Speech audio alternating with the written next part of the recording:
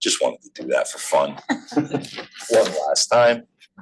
Good afternoon, all. Welcome to the December 5th meeting of the Zoning Board of Appeals, Fairfield, Connecticut.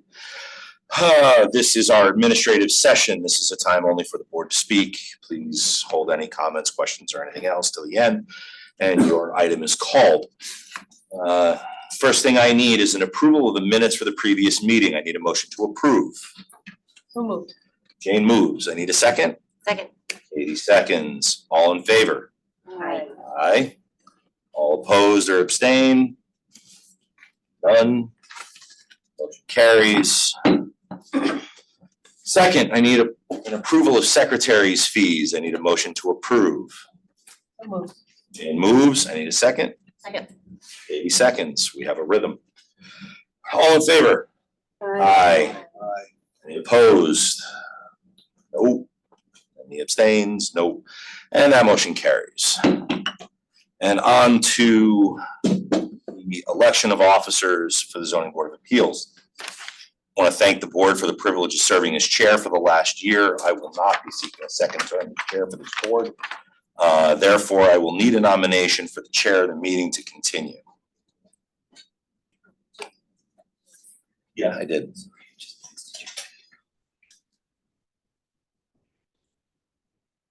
Do I hear a nomination? Nominate Jane. You're not in the meeting, Harold, sorry. Only- You're not here, buddy. Okay. Sorry. I'll nominate Christine Hogan. Okay, and I will second such nomination. Do I have any other nominations for chair of the board? Seeing none and hearing none, I'd like a vote by acclamation. All in favor of Christine for chair of Board of ZBA, say aye. Aye. Any opposed? Abstentions? No. Okay, we're good to go. Christine will now serve as chair. I get to pass the gavel. Okay. And we're gonna do a little. Formal. You gotta do the other two. And I will do the other. Vice chair and secretary. Oh, I'm sorry. I need a nomination for the vice chair. I'll nominate Katie. I will second such nomination. All in favor, say aye. Aye. Aye. Any opposed? None opposed. Katie. I'm not allowed to do that. I'm not allowed to do that in a meeting anymore. And I need a nomination for secretary. I will nominate Jane. I'll second that. By acclamation, please say aye if you are in favor. Aye. Any opposition or abstention? Seeing none and hearing none, welcome back. Thank you, but just to be clear, Secretary. the secretary's fees do not go to me. Jody. Jody gets paid. That will be the one place where I will stand firm at the beginning of every meeting. All right, so Christine, the meeting is now yours. And if you would like this, I can. Well, I have this, I think, but There you go. yeah, I'm gonna, Yep, we're gonna pause until 3 o'clock to, Wait, excuse me 1 second. This is still, we're still in the administrative. I make a motion to add a couple things to our agenda. That would have to Discussion? go, like what? like, can it happen now or does it have to happen before the meeting? That, I'm just asking. Does it happen before the sure. What did you wanna add? I want to just have a small discussion about short, just to get it on the record. counting continuing education Yeah. requirements and resources, alternates, attendance at regular meetings and abiding by town Yeah, charter. just those three, just wanted just a quick discussion about all those three things. So that was my requirements. motion. We'll remain open. Motion is fine. Go ahead. I can allow that as chair. I don't think we need a motion for that. Okay, so the continuing ed requirements, I've just been reminded once again of what we have to do, just remind you, there's amazing stuff online. And I know Jody's been keeping track all along. And I'm, as secretary of the board, I'm happy to either also help you keep track or take it on or whatever. I'm the secretary, so maybe let me do that. I think is if whoever takes classes, just email Jody the day after. Yeah. Of the class that you took. It's all public record anyway, as we know, because we all got the latest Yeah. version. And it's all on her. Just so that she has it. Update her records. But I'm happy to remind people. Great. That's fine. The other thing that I just want to talk about, I know it's not permitted or required by the charter, but I'm gonna just put it out there to alternates here and not here. It's really a great idea to come to meetings, even if you're not needed ahead of time. Things happen, people get sick at the last minute, people get delayed, people have to leave early. This is how you learn what goes on in a meeting, is by showing up to meetings. That's all I'm saying about that. And then I know the town charter is now being looked at by a committee. It's a good opportunity for us to kind of review what's in the town charter that pertains to the zoning board of appeals and try and pay more attention to what is required to be done. In the last 8 years, my time here on the ZBA, we've kind of skated through a lot of things, but this is a new beginning, a chance to finally follow regulations as they're written in the charter. Anybody have any comments on what I said? Anybody else? Okay, all Thank done. you. And we'll now close the, No, we haven't done. So we haven't done we haven't the. done we haven't- meetings. we have to vote on the dates? Oh, all right, Yes. I'm sorry. Oh, it's number 1, that's why. Cause I went to 2. All right, so on paper before you, board members, we have the hearing dates and submission closing dates for 2025. I need a motion to carry those dates as presented. Motion.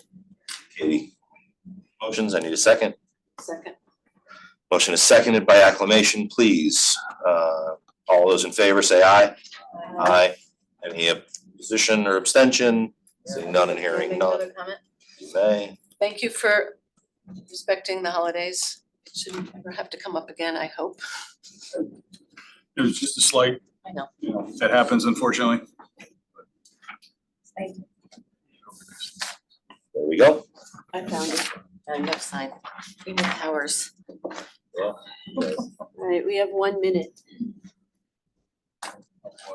So you're gonna close the Alright. administrative. And the administrative session is now closed. Yeah.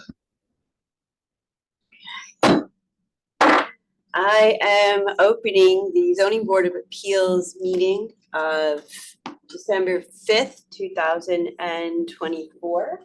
I'm gonna read to you how we'll do things today. This is officially coming to order. First, when a matter is called, the applicant or his or her agent will present the case. At this time, originals of any petition should be given to the clerk, Jody. Copies of the petition should then be distributed to the board members. After the applicant presents, all interested parties in favor will come forward and speak. After those in favor have spoken, those in opposition can then be heard.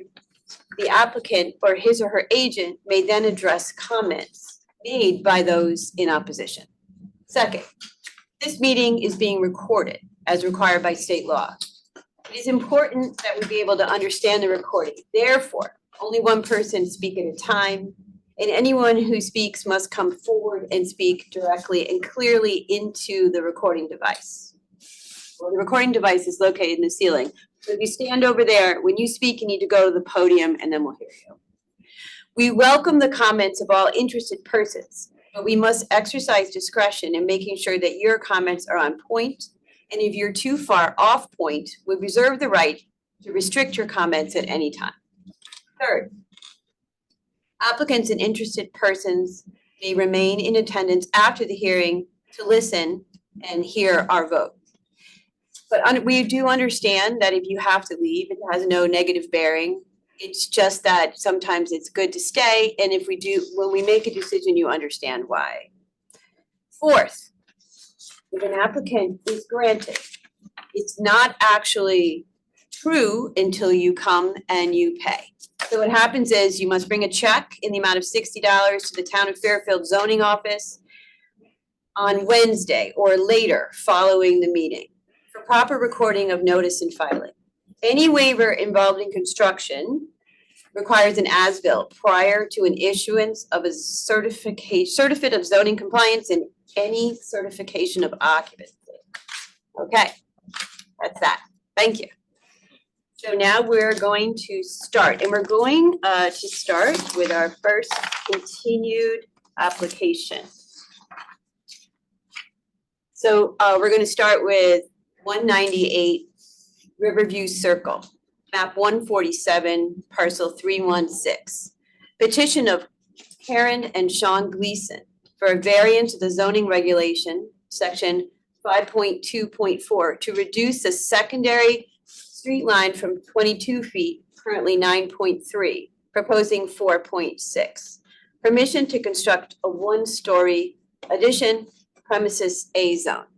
So please just state your name and your address. Good afternoon, everyone. I'm Karen Gleason. This is Sean Gleason. We also have Bill Levy, our architect, here to join us. So we're here today to request permission for a variance to build a one-story family room addition onto our home at 198 Riverview Circle. Our hardship with the project is that due to the odd shape of Riverview Circle, we are bound by two street lines that run into our side property. So typically speaking, the streets in our neighborhood at the end of the road, they're shaped like in a circle. But Riverview Circle, in fact, is not a circle. It's more shaped in the shape of the letter P. So it cuts significantly into our side yard. So along the front of our home, we have the typical 8 to 10 foot space between the edge of the pavement and our property line. But as the street cuts into our side property, in addition to this, the two street lines that are a hardship, we also live in the flood zone. So when we did our first construction approximately 7 years ago, we put bedrooms upstairs. We had to fill in our basement, so we lost that as additional living space. So at the request of the engineering department, we made changes to our plans to bump the addition back, and we made sure to comply with all of the other zoning regulations. So this family room will just allow us really to have space on our first floor for a living room and then a dining table that can fit more than our 5 family members at it. Does the board have any questions? I wonder why. I'm just looking again, the hardship is due to. We have two street lines Yep. because of the shape of the road, so they kind of intersect and they cut into the property on the right-hand side. So you see the distance, like along the front of our front lawn, there's that 8 to 10 foot distance between the street and the property, but then it grows significantly in the side yard. Right, but that's the actual property line, your street pavement is actually so much farther away. Right. Does anyone else have any questions? If not, is there anyone who would like to speak in favor of this application? No? Is there anyone who would like to speak against or, okay, or online? Would anyone like to speak in opposition to this application? Okay, Mr. Chairman, they did submit some photos as well. okay, Madam Chair, if I could ask a question. yes, of course. There's no other place to put the addition than where it is. Where you're proposing it, it can't be moved or into the property? So if we slid it back any further, there would not be a connection between the first floor and the room. Our kitchen runs along the bottom half of that, so if you wanted to move it back and left, we'd have to redo the entire kitchen. Like Bill could probably speak to the structural, like where the plumbing and all the wall of the home. there's no access point. So Mr. Schwartz, I think you're saying, can we move it back to where the deck is? Yeah. And our kitchen runs right there, so we've I got think our you see the- stovetop and full kitchen's right there, That so we'd back have to redesign the entire kitchen. And the roof line also.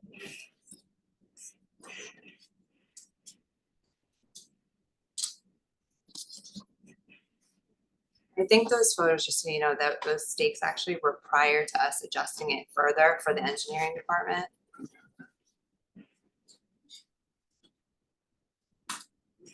Yeah, Madam Chair, I'll just point out for the record that there was an email from the engineering department where there had been some concern previous. It's been alleviated and the town engineering department no longer has any issue with either the design or the plan for this addition. Joe, do you have anything else? No, thank you. Okay, so, thank you, and we will close that application. Is that okay? All right, we're gonna Yeah. close that application, and we're gonna move on to our next application. It's getting easier. Well, I can't get any worse.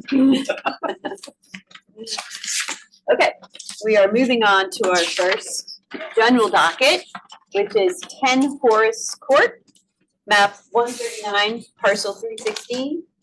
Petition of Raquel Garcia for a variance to the zoning regulation, section 5.2.5, to increase the total lot coverage from 20%, currently 21.7, proposing 21.7. Permission to legitimize an existing deck. Hello, Afternoon, Madam Chairwoman, and congratulations on your position. thank you. And members of the commission, my name is Attorney Peter Ambrose. I have offices in Fairfield at 1100 Kings Highway East. Today, on behalf of Raquel Garcia, the owner of this particular house at 10 Forest Court. My client is a single mother. She's an interior decorator. She's worked from her home for about 20 years. She has 3 children who reside with her, ages 25, 22, and 19. Her youngest daughter, Nina, has a severe autistic medical issue. And as a form of natural medicine, the doctor recommends that she spends time on the porch in direct sunlight, which enhances her position. And this is all about the porch day, so just have a photo of Nina on the porch.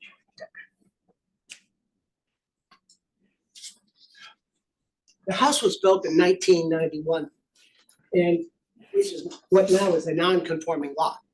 The lot is undersized and does not meet the existing square foot requirements and other zoning requirements now set forth in section 5 of the building code. The house is in an A zone, which now requires a minimum lot size of 9,375 square feet, and the actual lot size is 5,743 square feet. The lot coverage in an A zone is 20%, and it's therefore 97 square feet or 1.79% in excess of the existing lot coverage requirement. The existing deck was constructed prior to my client's purchase of the house in 2015. The deck structure has not changed since that time. I did not represent Raquel when she purchased her home. However, the issue of the size of the deck was not addressed by her former attorney. Notwithstanding that fact, our zoning department did approve zoning compliance for the property in May 24th, 2017, when my client installed a pool on the property. If at that time she had learned that there was a problem, if it had not been approved, she would have addressed it at that time and not waited till now to address the issue. In any event, what we're doing, we're asking for a waiver of this particular requirement to allow the deck to remain in place. In order for a zoning board of appeals to grant a variance pursuant to the provisions of the Connecticut General Statutes, section 8.6A3, secondly, 2 conditions must be met. The variance must be shown not to substantially affect the comprehensive zoning plan. In addition, adherence to the strict letter of the zoning ordinance must be shown to cause unusual hardship unnecessary to the carrying out of the general project. With regard to the first aspect, of the test, it has been held by our appellate court.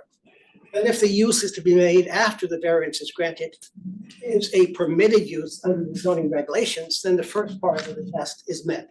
Spigen versus zoning board. With regard to the hardship requirement, a hardship which justifies a zoning board of appeals to grant a variance must be one that originates in the zoning ordinance and arises directly out of the application of the ordinance to unique circumstances pertaining to the property in question. Versus Wedlow. So in essence, the applicant must demonstrate that because of some peculiar characteristic of the property, the strict application of the zoning regulations would result in unusual hardship. Recently, I learned that my client's immediate neighbor, Rachel Nunez, who lives at 16 Horace Court, had a concern with the application and did contact the zoning department to inquire about the application. I went to see her this past Saturday and talked to her, showed her the plans, explained to her that there would be no variance in the plans, and that structure would remain the way it was. And she said she's perfectly satisfied with my explanation, has no objection to our client's waiver, request for a waiver.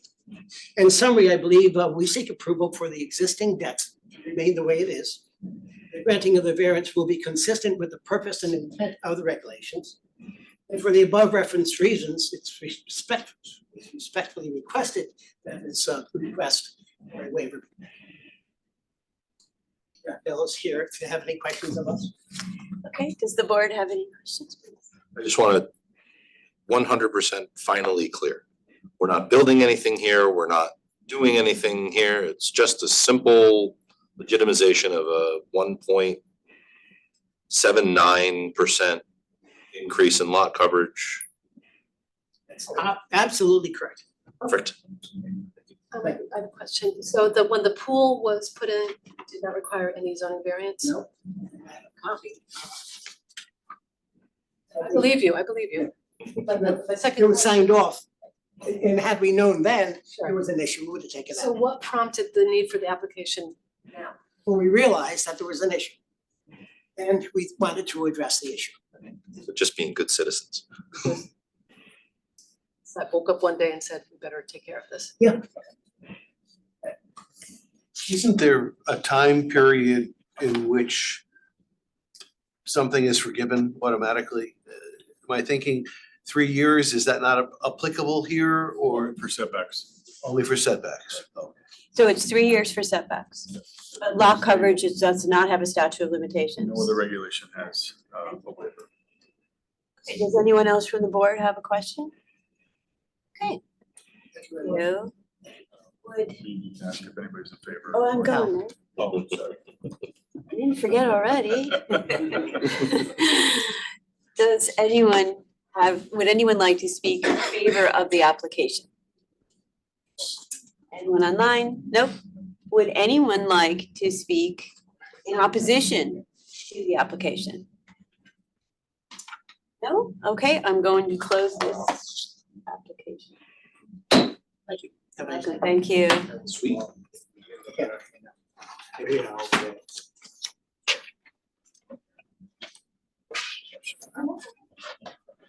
I'm very ready to be corrected. Okay, we're gonna move on to our next application. Oh, I'm not here, Katie so has yeah. recused. So Katie's recusing herself and Harold is going to listen and vote in Katie's place. This is item number 2. Yes, we're on Abbey Road. Thank you. Madam Chair, can I make a quick Yes, motion? please.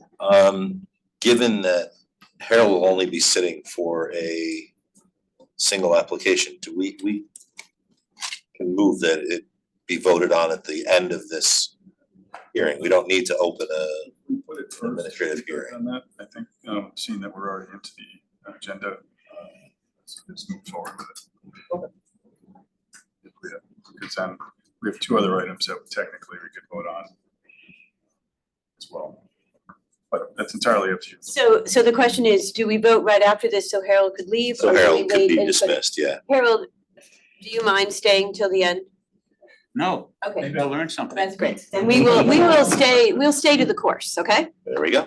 Okay, so now we're gonna do 137 Millard Street. No, 41 no, Abbey at Road. 41, we just went over that. We just did. 41 Abbey Road, map 123, parcel 205B. Petition of Christopher T. Clark for a variance of the zoning regulations section 5.2.5 to increase the lot coverage from 20%, currently 21.8, proposing 21.8. Permission to legitimize existing conditions, premises A zone. Chairman, members of the commission, my name is Raymond Rizzio, office at 10 Sasko Hill Road, Fairfield, Connecticut, representing Christopher Clark, 41 Abbey Road. Probably save ourselves a lot of time and just ask for Mr. Ambrose's presentation to be made part of my presentation, but unfortunately, I'll take you through a quick trip through why this is the warrants of variance and why hopefully this commission will grant this application. Mr. Clark bought this house that was built by the Munsons back in 1989. And he's since done a good sized renovation on the property, almost all of it interior, except for renovating the portico. What's important about these pictures is this is the way the property existed for 35 years prior to Mr. Clark's purchase and renovation of the property. You can see this deck, you can see the portico, then you can see the entryway. And there has to be an entryway because the property's elevated. Mr. Clark did his renovations. As you can see, same exact deck, older. The only thing that has changed, and I have pictures of that, is that he added kicks to the steps. There used to be open steps.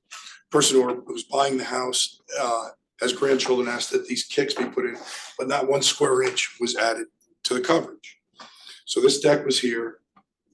What he did was he covered this portico. This portico required that you would need a permit. When I saw Matt, they did the calculations, which was not done, had never been done previously since 1989, and realized that they were over the coverage, not because of the portico, but because of the deck that was built, like I said, 35 years ago. If you look at the package that I gave you, you will see the Munson application for a building permit. And at that point, you see a 10 by 20 foot deck. If you go to the second page, you will see a picture which was meant so that there's a CEO showing a deck.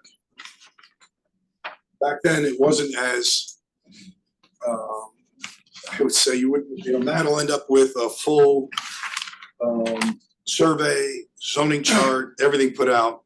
Back then, you basically looked at it, stamped it, it looked good, and off we went. So that's the zoning compliance. And then there's a third map. That was to get the building permit. There's no setback issues here. There's nothing required here, and there's nothing that's changed with regard to the coverage basically since 1989. So our client puts on the portico. Basically, what I assume happened is at some point, either Munson pre or post closing, decided to put the stairs on the outside of the deck. Stairs went on the outside of the deck. Hence, nobody's doing a calculation, handing it to the building department when they go to get the CO. And we have coverage issue of 1.9%. Keep in mind, this property sits up on a hill. It's fully landscaped in the back. There's no impact on any neighbors. Petition actually signed by a couple of neighbors that have no issue. And nothing else has changed. This entryway, like the original entryway, was already included in the coverage. My estimation and talking with the zoning office, it's really this deck going from 10 by 20, and either the steps were supposed to be within the deck, or the deck was, but the 10 ended up, somebody moved the stairs a long time ago outside the deck, giving rise to the coverage variance. And that's really what it is. In regard to the closing, hopefully that'll happen shortly if we get this matter resolved. One of the issues, as I said, you've heard Peter's discussion with regard to hardship. It's clearly consistent with the master plan.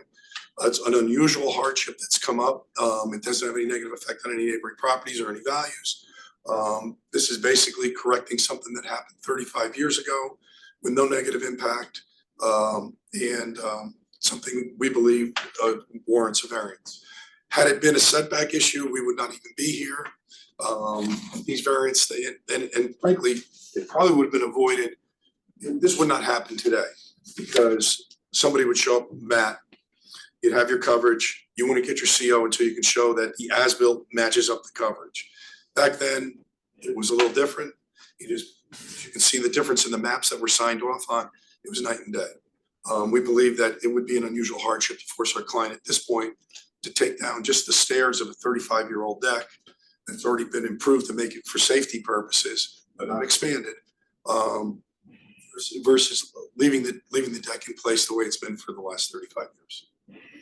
I'd be happy to answer any questions.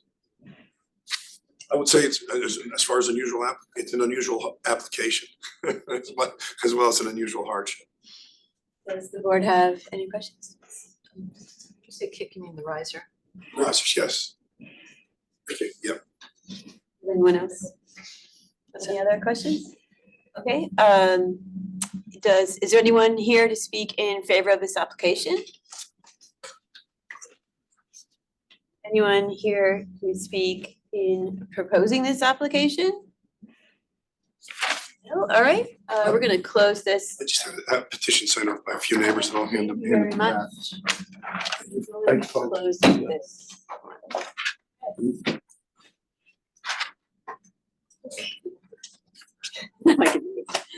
Okay, we're ready to go on to the next one. We're gonna do 137 Millard Street, map 182, parcel 63, petition of 137 Millard Street LLC for a variance to the zoning regulations 5.2.4 to reduce the sum of the two sideline setbacks from 20, currently 18.6, proposing 18.6.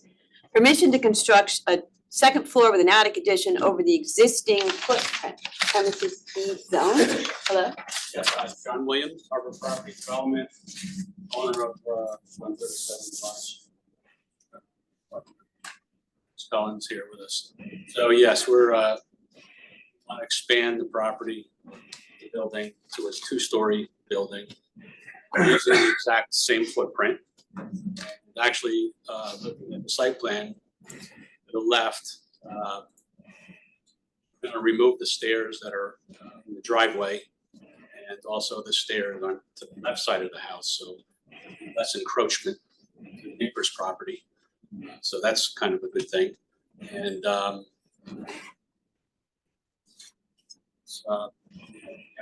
FEMA compliance, so we've got to fill the basement, so we're going to lose the square footage of the finished basement and the bathroom in the basement. So square footage wise, the proposed house is 2,700 square feet. They're looking home, and all the neighbors are in favor. Does anyone on the board have any questions for the applicant? Okay, everyone good? All right, thank you very much. Signed petition, everybody. Original. Copies. Thank you. Thank you. Hey, does anyone wish to speak in favor of this application? Oh, yes, please. So are you taking the house down to the foundation of the building? Yes, yes. Foundation's poured concrete. Engineer has inspected it. It's sound for a new building. Because what's written in our agenda, it just says a second floor. Yeah, Matt, so the question is, and I think we had this conversation. It says adding a second floor, but it's actually everything's coming off except the foundation is what's staying. Is that correct? And we have to fill the basement to grade with the flood vent. Yeah, I think that's just a misstep in the, because it says to add a second floor. Technically, they are. It's an existing ranch house. They're not building on top of the existing, they're taking. But Right. in some cases, because of the new building codes and the framing requirements, they do take it down to the, Right. to the. Because really what they're seeking us for, the only change for us is the second Is floor. adding a which second is floor. probably why it's framed like Yep. that, right? Well, the one story complies to the setbacks, two story doesn't. Setbacks are different. Right. Okay. Everyone, okay? Thank you, everyone. Alright, would anyone like to speak in favor of this application? Would anyone like to speak in opposition to this application? No? Online, nothing? Okay, this application is closed. Next. We are going to number 4 on our agenda, which is 1141 Fairfield Beach Road, map 184, parcel 65. Petition of Diane W. Wilson for a variance of the zoning regulations 11.7 to increase the overall height of the dwelling from 33.8 feet, currently 29 feet, proposing 37.5 feet. Permission to lift and make the existing dwelling FEMA compliant. Premises is BD zone. Good afternoon, Ms. Chairman. I had Mr. read them out. And members of the board. My name is Glenn Smith. I'm the owner of Residential Engineering and Design, a structural and architectural consulting firm out of Ridgefield, Connecticut. I'm a licensed professional engineer in the state of Connecticut. And on a personal note, I've spent 17 years on the Zoning Board of Appeals in my own town, including 5 as chairman. So I understand what you do, and thank you for volunteering. Thank you, Mr. Decker, also for getting us to this point. So I'm here today on behalf of Diane and John Wilson, the owners of 1141 Fairfield Beach Road. Actually, if anyone's interested in it, really the last sheet of the plans, which was would be the most appropriate to throw up there if anyone wants to see what I'm about to be talking about. While we're doing that, a quick background on the property. The house was originally built in 1965. It appears to have been expanded to its present height in 2007. The work was fully permitted and given a CO by the town in April of 2008. It sits for all intents and purposes at the beach district's height limit presently, which if you know the beach district is not particularly surprising. In order to make any substantial improvements, my clients need to raise this up and make it FEMA compliant. It's in flood zone VE 15, the town's most restrictive special flood hazard area. The V stands for velocity. Of you who live in flood zones start with an A. Velocity means they expect not only the water to rise rapidly, but that the water will do much of the damage in the area. 15, the VE 15 that's the base flood elevation. On the variance specifically, I'm here because when applied to the subject property, the zoning regulations as written create an unusual hardship. Hardship that, in my opinion, justifies the granting of a variance that we're requesting. So when applied to 1141 Fairfield Beach Road and not to its neighbors, the zoning regulations actually conflict. And that's not something we see every day. Modern zoning regulations have been ironed out for this sort of thing, but that's not the case here. So as to building height, without a variance, zoning compliance cannot be achieved on this property.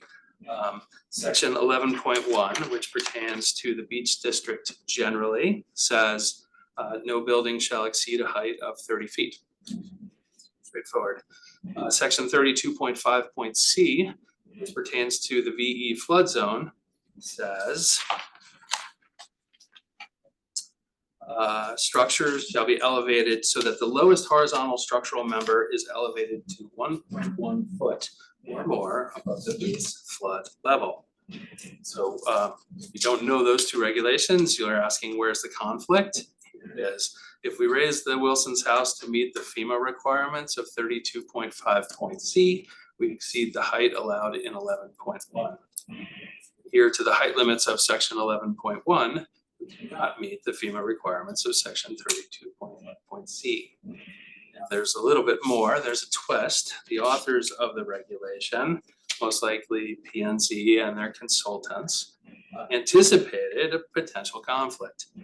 11.1 further says, a building shall exceed its height of 30 feet, except that 1 foot of additional height shall be permitted for every 2 feet of vertical distance between existing average grade and the base flood elevation. So P&Z was wise enough to allow for some flexibility in this matter, recognizing that a one-size-fits-all approach was not going to work. When I discussed this with Mr. Decker, as the project was in its feasibility stage, he acknowledged that he was aware of this issue and that and I'm paraphrasing, please don't, no figure play. He said that 90 or 95% of the house lifts thus far had been adequately addressed by that bit of relief in the height regulation. So unfortunately, 1141 Fairfield Beach Road is going to be that 5% that doesn't work. Even with the relief, the height limit in 11.1 will be exceeded if we meet the FEMA requirements of 32.5 C. So we're requesting this variance from the board because a variance is actually required to achieve zoning compliance. It's odd, it's a bit of an odd duck, I know. And in my opinion, that makes it unusual. And I'll also add, in case there are members of the public that are actually following along, I'm not sure what you would be. So we have two conflicting zoning regulations. One needs to be varied. You're asking, well, which one should we vary?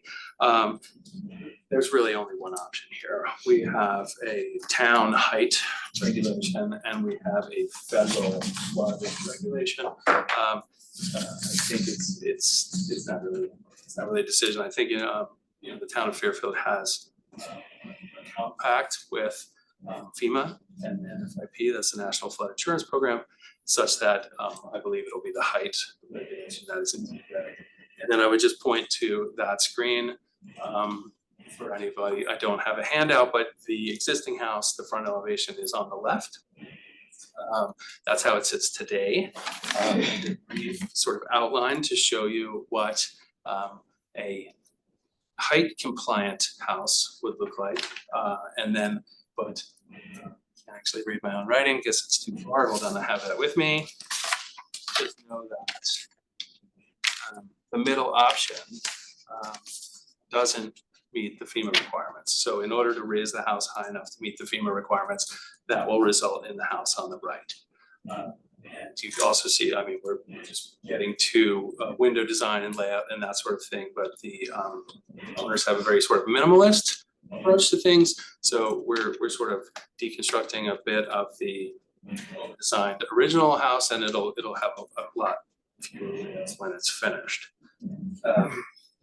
So that is really the crux of the issue. I was going to open that up to questions. I have to say I can go down about 15 different rabbit holes here, but I'm guessing I probably don't need to. So can I answer any questions now from the board or possibly from the public? And if I'm happy to do so. Please go ahead. Just to be clear. Sure. You're lifting it up, Yes. because you have to, and you're able now to put a garage underneath. Yes. So are you lifting it more than what you're gonna need to, exactly? Yeah, we're gonna lift it to the minimum. Okay, Well, in a minimum, which yes. happens to allow you to get a garage. Yeah, it's about, we probably need 2 less feet than that to park underneath, and it wasn't even necessarily the owner's biggest concern was to park underneath, but she said, boy, it sure would be nice, as a lot of, I've worked on a lot of these. But no, they'd be happier if they were 2 foot lower. I mean, that's 3 steps less for the rest of their lives. But no, we're proposing the bare minimum. And if honestly, if this variance is granted and I can find a way to shave 6 or 8 inches out of that, we will do that, because if I can lose a step, I'd be glad to do that. Okay. Anyone else have a question? I'm gonna move on to the public. Is there anyone in the public here who would like to speak for this application? Is there anyone who would like to speak against this application? We're going to close this application. Thank you very much. Thank you. Okay. We are going on to number 5, which is 1163 Uncor Road, map 179, parcel 287. Petition of Iris Cohen Feinberg and Gary Dean for a variance to the zoning regulations section 5.2.5 to increase the lot coverage from 15%, currently 18.13%, of proposing 18.57%, permission to construct a 1-story addition premises R2 zone. Oh, is the applicant online? Yes. Hi, can you hear me? Yes, please, could you state your name and your address for Sure. us? My name is John Roundtree, 130 Campo Road South, Westport, Connecticut. And I'm the architect of this project. So I'm here representing my client Iris Feinberg. She's also on the Zoom call. Ms. Feinberg has been living in this house for about a year and a half. She's been undergoing some major interior renovation work. And the issue was that there really wasn't, the existing house had no front entrance, no covered entrance, which we felt was a health safety hazard in the winter. So we would like to construct a 6-foot by 10-foot-6 enclosed portico on the front of the house. And we feel like this would add to the safety of the house. It would also create a buffer to the house, creating more energy efficient design, and it would improve the appearance of the house as well. She has approached all 6 of her contiguous neighbors, and none have had any contest with it. In fact, they've all signed the petition saying that they approve the addition. There it is there. And there's a rendering. You show my rendering. That's what it will look like. And we would like to get a variance to construct it. So, any questions? Does the board have any questions? Go ahead, Jane. Can you just, well,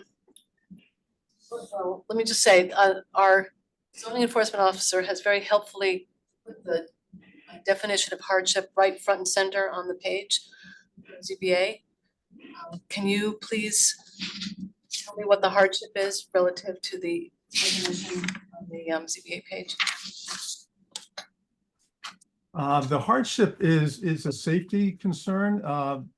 That's what I mentioned, that it is, there's nothing to protect someone coming or going into the house from the elements right now. It's an open porch right now. So the feeling is that it's important for safety reasons. That's, I guess, would be the hardship. Thank you. Is there any, is that a conforming lot? I see, says it is. Yeah, I thought so too. Okay, well, we could talk about that in our discussion, but do you have a question? I don't know if it's a question for now or for later. There was another case very similar to this on Old Mill, right, like a couple doors down from this one. And there was an R2 zone also, and at that point, we determined this small little R2 zone was surrounded by mostly A zone. And that in and of itself presented a hardship. Yeah. Remember that one? It's like, yeah, it's It was like, tucked it into was like it. it was like this little Sliver. R2 zone of just a pocket of houses that's in the middle of this A zone. So I believe I had said, is that kind of an undue hardship? The fact that they've got this zoning and they're right next to all these A zones that can really use different rules. Wouldn't A zone rules be even more No, restrictive? no. No? And I think in an R2, you can have 15% coverage. And you can have it in A zone, you can have 30%. So you can have, so basically, 20. Yeah. So they're basically their neighbors can do 20%, they can only do 15.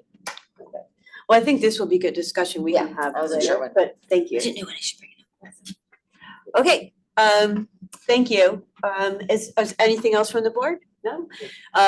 Is there anyone in the public who'd like to speak for this application? or online? Would anyone like to speak against this application or online? Okay, seeing that, we're going to close this application. Okay, thank you. Thank you. Okay, number 6 on our agenda, 1427 and 1443 Kings Highway, map 80, parcel 56-57. Petition of 1427, 1436, and 1443 Kings Highway LLC for a variance of the zoning regulation, section 12.4.18, to increase the percentage of residential use allowed in a mixed-use building from 70%, proposing 100%, and allow residential use on the ground floor, and to allow 3 stories of residential use, and section 28.6.1 to reduce the required number of parking spaces from 54, proposing 24, permission to construct a 3-story structure with 18 residential units, premises DCD zone. Mouthful. It was a lot. Good afternoon, Madam Chairman and members of the board. For the record, my name is John Fallon. I'm here representing the applicant. First of all, let me congratulate the new chair and vice chair. Wish you a lot of luck in your activities serving the town, as you have been for so long anyway. The property here is located in the Design Commercial District, and it is part of the Commerce Drive Area Design District Overlay. Those parcels that are the subject to this application comprise 13,498 square feet. That's important as we get into this narrative. The members of the LLC here are John and Tim Philbin, and if they look like they're trying to hide behind me, they're not. But the Philbins, John and Tim and their family, have been local developers for decades, one might say generations, with very strong roots in the community. We do propose, as the call indicates, to construct an 18-unit residential structure in accordance with the provisions of the zoning regulations. 2 of those units will be deed restricted as affordable for a period of 40 years. Pat Rose is here with me today. He's our architect with regard to the matter. And we feel that the development fits into the character of the neighborhood as it is developing. And I'll talk about that in a minute. And we'll have a very significant and positive catalyst in the area, including the adjacent transit-oriented design district, which we'll also talk about in a minute. Pat's here to answer any questions that you might have specifically with regard to the architectural plans. These units, it's clear, especially based upon their proximity to the train station, are going to be a very attractive for diverse elements of our population. People over 50, like myself, some of you, who are looking to downsize, and younger people who are looking to stay in Fairfield. Their desire to stay here includes people we know from other developments such as this that I've been involved with. We see a lot of town employees, police, fire, teachers, and the like. And they benefit from having these types of residential options in town rather than be commuting to the towns where they work and provide their services. And again, as I said, I think these will be particularly attractive with regard to the Fairfield Black Rock train station proximity. Now, the Philbins have been looking and struggling, I won't say struggling, but they have been trying to come up with a development here that fits into the character of the area and the needs of the area. Originally, we looked at a mixed-use development where we were going to have retail and what have you, and then 3 residential units above. And as they looked at that more carefully, they determined first it wasn't a great location for retail, and number 2, 3 units weren't really fulfilling what they would like to see in terms of benefiting the housing inventory of the town. Okay, so then we moved and got approval actually of an 8-30G application of 24 units. And as we looked at that, and as they looked at that in terms of issues, they just found it to be somewhat too dense for what they want to try to accomplish here. So they came up with the option that is before you today, and if you are good enough to grant the variances that we'll talk about, we'll still have to go to the Planning and Zoning Commission. And that is, if you can put up the Google map. This area is one of the most dynamic areas in Fairfield right now. And I think if I follow over here, I'll still be in the microphone because I can't read from here. But what I've done, and this is part of your record, this is the proposed site here, okay? And we've marked up for you all of the residential developments that have been approved and are proximate. Stone Ridge Condominium being one, the Alto Fairfield Metro, which is another multifamily residential, and the Trademark Fairfield residential. So the catalyst of the train station has basically anchored this area as one that is primed for and susceptible to and favorable towards, based upon the Planning and Zoning Commission's analysis of residential development. So we determined to come in here and seek a fully residential development. It is a two-step process, but the first step requires your approval of the variances that I'll discuss in a minute.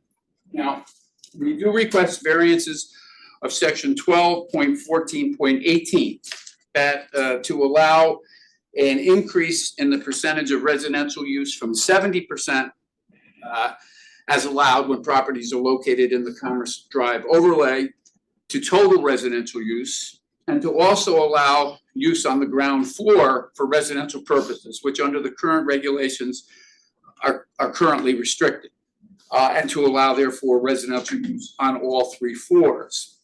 These very requests are currently embodied in the draft plan of conservation and development that the Planning and Zoning Commission has been working on for 2 years. And based upon my conversations with Mr. Wendt, and I'm sure it is his hope and the commission as well, will be formally adopted hopefully sometime next year. But they have in their plan of conservation and development as it currently exists, the proposed draft, recommended that they adopt regulations that will eliminate in this zone the limitations of 70% residential occupancy, no ground floor occupancy, et cetera. And the reason they're doing that is somewhat to do with what I just said before. They want to encourage residential development here, and they recognize that not in every case is mixed use, including retail, a good option for the particular area. I do think it's interesting to point out with regard to our proposal that all other provisions of the zoning regulations as they currently exist, coverage, setbacks, et cetera, and FAR will be complied with. So let's talk a little bit about the property as well. As I said, the property is located immediately adjacent to the transit-oriented development district. It would otherwise be part of the transit-oriented development district, and we probably wouldn't be here, but for the fact that currently section 13.14.4 provides that to be eligible for transfer qualification as a transit-oriented development park, the parcel in question has to be a minimum of 35,000 square feet. This is important in terms of where we're going with the legal analysis. These parcels are, as we know, 13,498 square feet. So right now, today in December 2024, they can't be designated, the parcels cannot be designated as a transit-oriented development park. However, again, if you look at the draft plan of conservation and development, which hopefully is nearing approval, they recommend, the Planning and Zoning Commission, that 35,000 square foot minimum be eliminated and reduced to 10,000 square feet. So we would, if they do adopt the plan of conservation and development and subsequent zoning regulations, we would be part of a transit-oriented development. That is still pending, but they say in their document that they want to do that for consistency and development across all station area parcels. Why is that important? It's important because one of the variances that we're seeking from you is the parking variance, okay? If you look at section 13.14.6 of that control transit-oriented development districts, it provides that for residential use in a TOD, the parking requirement is the lesser of 1 parking space per bedroom or 1.25 parking spaces per household. If our property were in the transit-oriented development park now district, the parking requirement under section 13.14.6 would be 22.5, rounded up 23. We have 24 spaces. So we would comply with that regulation. And hopefully someday, we hope we won't have to wait because we hope you'll deal with it now. We may comply anyway when they adopt their own recommendation as presently in the Plan of Conservation and Development to allow a transportation office park to be at 10,000 square feet or more.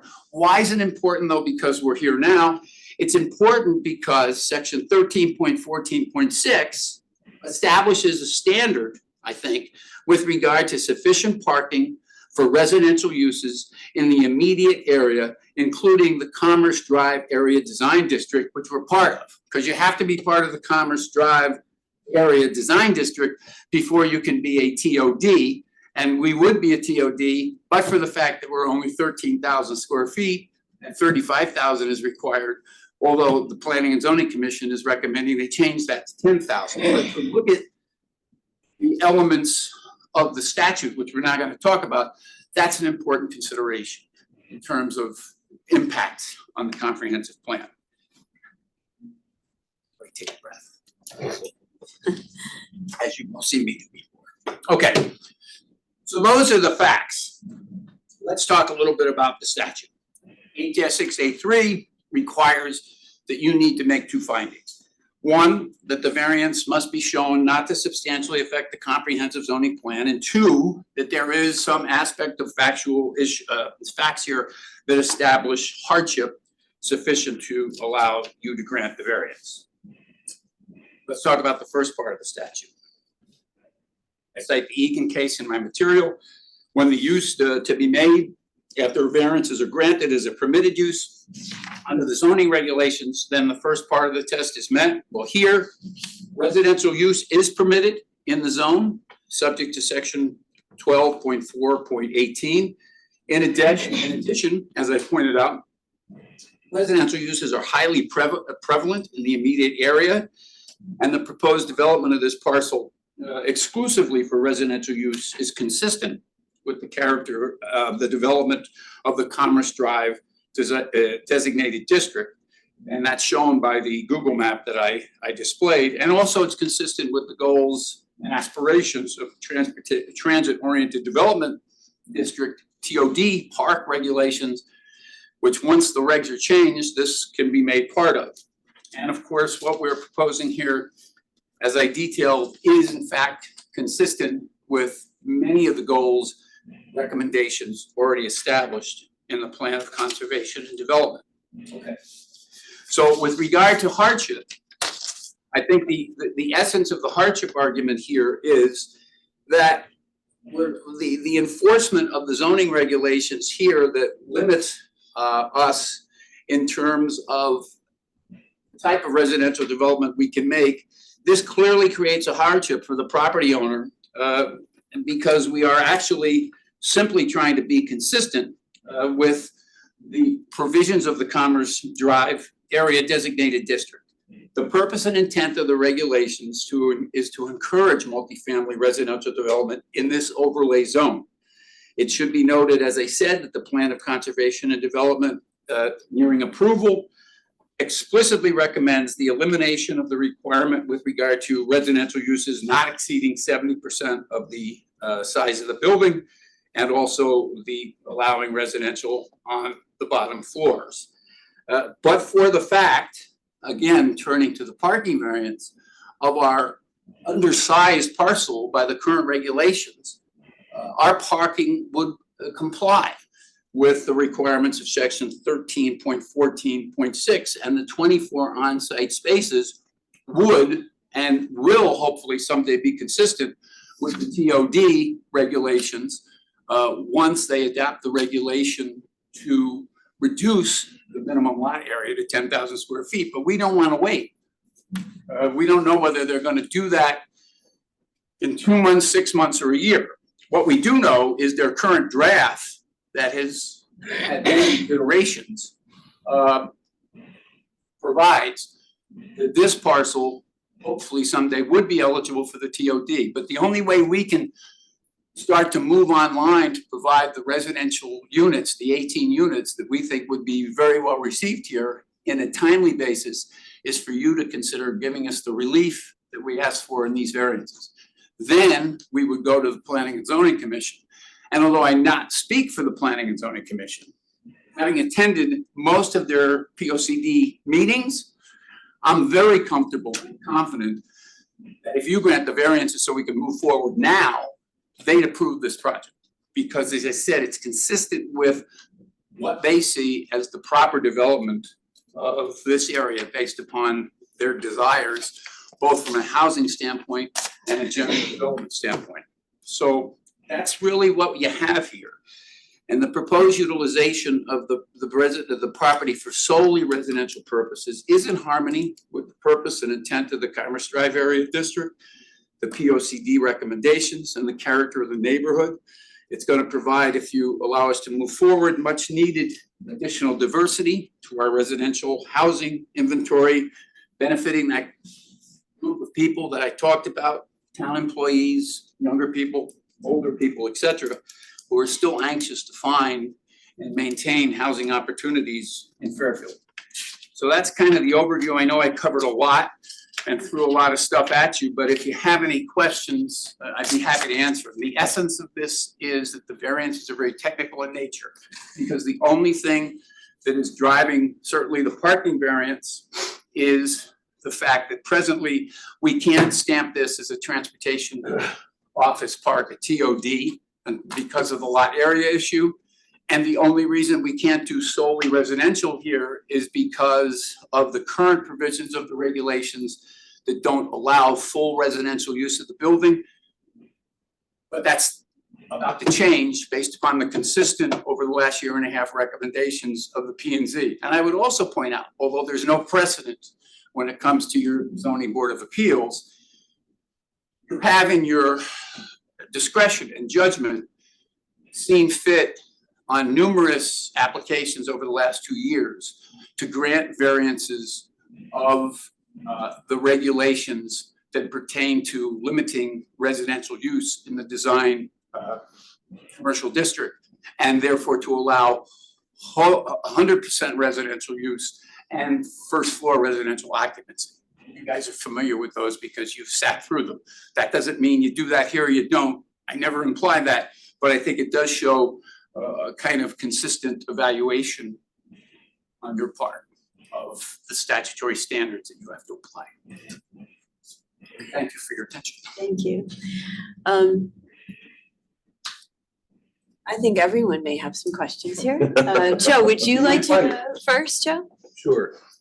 So if I'm understanding you, if it do the transit-oriented development TOD, yeah. on a 10,000 square foot lot, Correct.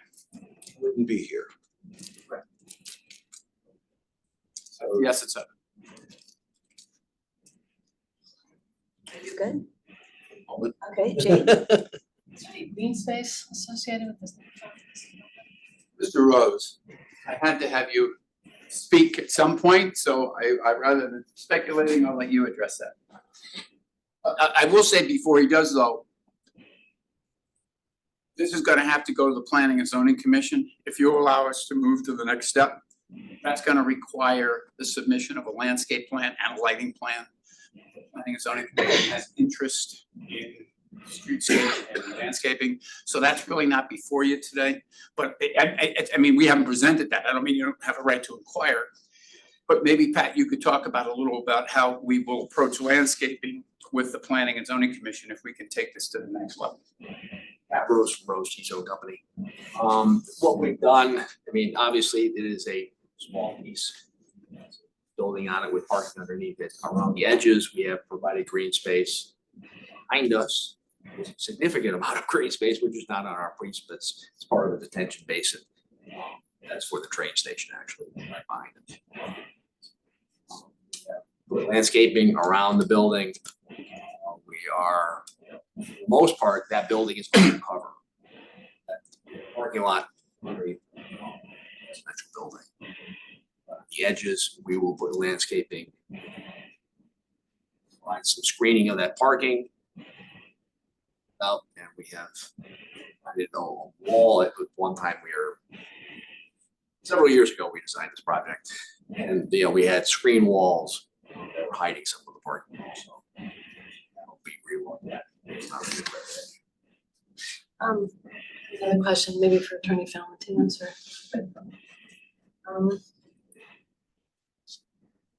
Looking at the POCD, that's the POCD. Constantly. Okay, so what does the draft POCD say regarding space? That was underscored. Yeah, I So if you're talking about what's coming, yeah, what is that? I don't wanna speculate, cause I can't tell you offhand. I know they are, that has been a matter that they've looked at. I don't know where their current, Matt, I don't know if you know where their current.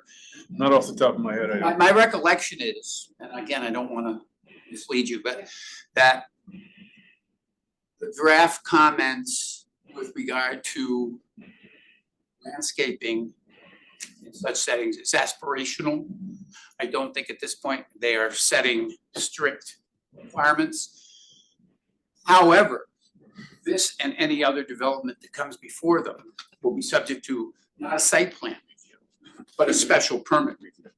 And in the context of the special permit concept, they have a lot of discretion and often exercise it, formidably, to condition approvals. So when we go to planning and zoning, we're gonna have to be ready to address the landscaping question and to give them a detailed landscaping plan, and then they're gonna tell us whether they think that's sufficient or not.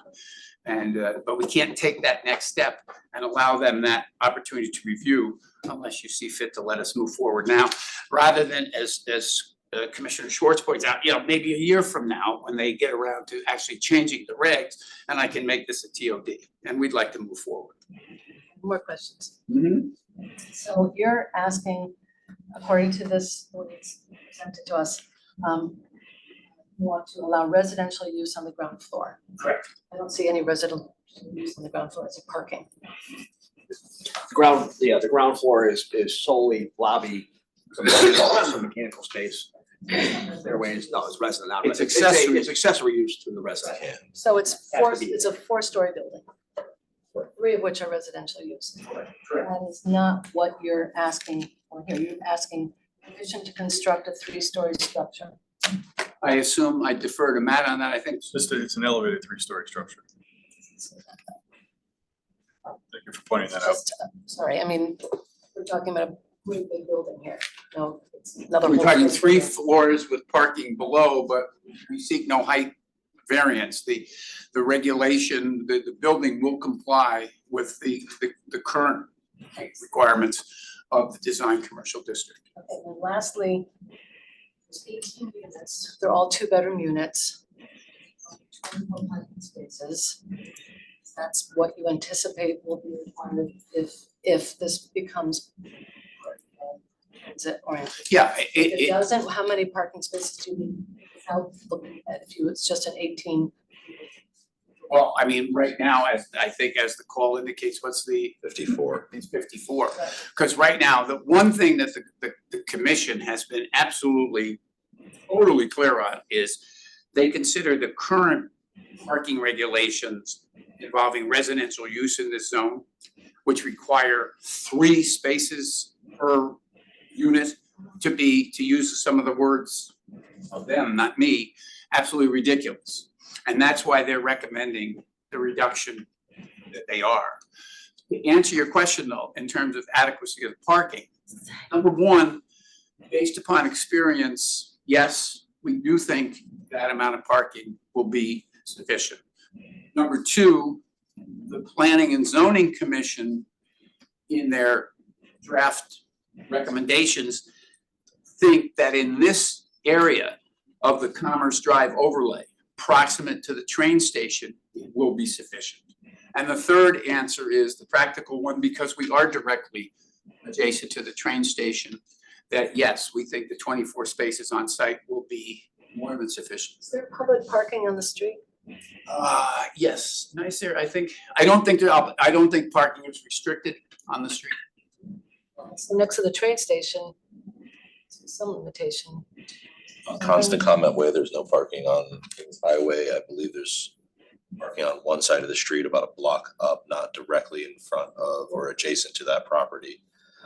There is You can't park in, abuts my question. can't park in the, you can't park in the train station parking lot unless you pay for it or you have a pass, correct? During certain hours. And you're only offering 2 affordable units? That's what the regulations currently require. You're only doing the minimum, not helping increase the number of affordable units. You know, all these Desperate for it. projects have their economics, and right now, that's the case. What I will say, since we've been talking about the plan of conservation and development, is that by the time I get to planning and zoning, it's not unlikely that that percentage will be higher. Right now, the requirement is that 10% of the units have to be deed restricted as affordable. There is ongoing discussion, reaching, I hope, some form of conclusion where that number could be 12, 15, or 20. And I just don't know how they're gonna come out on that. But right now, we're just complying with the regs, and it will be difficult, it will be hard for us to make the project economically viable in terms of construction costs and what have you, if we have to provide more than 2 deed restricted units. You're anticipating that. That could happen. I'm anticipating that could happen. Point. It'd be what it would be, and these gentlemen would have to decide, you know, is the project viable? I would hope the addition of an additional unit or 2 of affordable wouldn't jeopardize the feasibility of the project, but that's kind of out of our hands. Thank you very much. Thank you. Do you have any questions, Brendan? Yeah, just a quick one. I love tangents and they're fun. But I'll try to keep this one brief. The parking lot immediately across the street, is that any affiliation to this? It is, correct? No. It's not, is it owned by the same people or is it? Yes. So you guys own that as well? Yes. I won't ask you direct questions because I don't want you to have to come up if you don't want. But ostensibly, if I'm using a crystal ball here. If there was either an overflow requirement or subject to some kind of common area lease agreement, what have you, that lot could be either monetized or used as overflow parking? Yes.